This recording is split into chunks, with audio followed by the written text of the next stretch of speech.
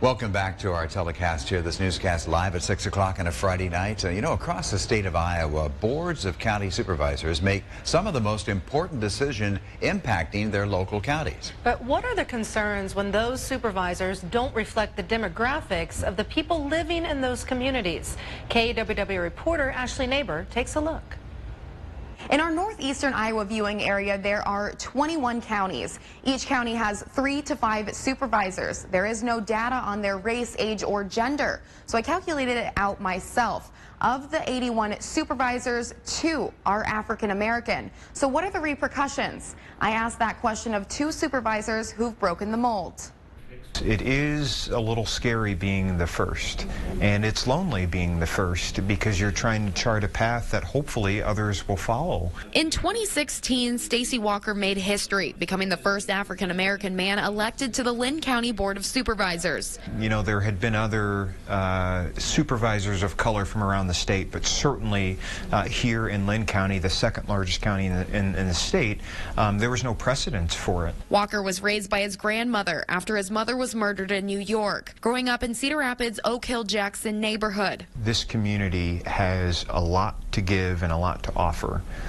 I know what it's like being raised in a community like that and also not having anything. And I know that there are a lot of families going through the same struggle. According to U.S. Census data, Linn County's population is 5.9% African American. But until that point, one of the highest levels of government had failed to reflect it. This has to do with access and power and who's connected. And oftentimes the people that are most connected in politics aren't people of color. During his time as a supervisor, Walker has worked to reduce racial inequalities and youth violence and root out poverty in neighborhoods such as Wellington Heights. We are doing so well in this community that one of the top complaints for our employers is that we can't find enough people to fill these jobs.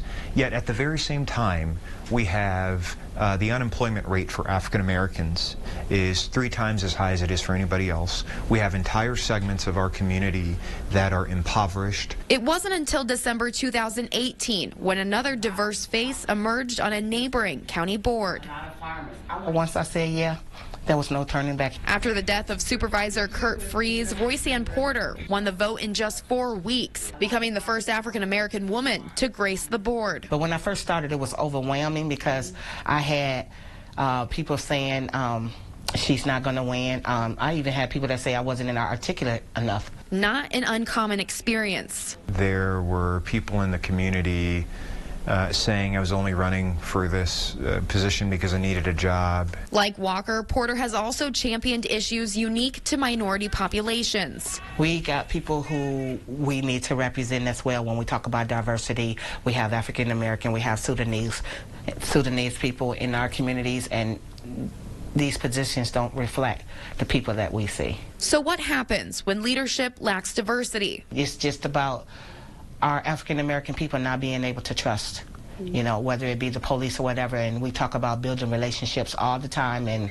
it's kind of hard. The influencers, the leaders of our community, it's so important for them to be intentional about holding the door open for other folks, for new perspectives, because that's how we are going to build an inclusive community. Reporting in Linn County, Ashley Neighbor, News 7, KWWL.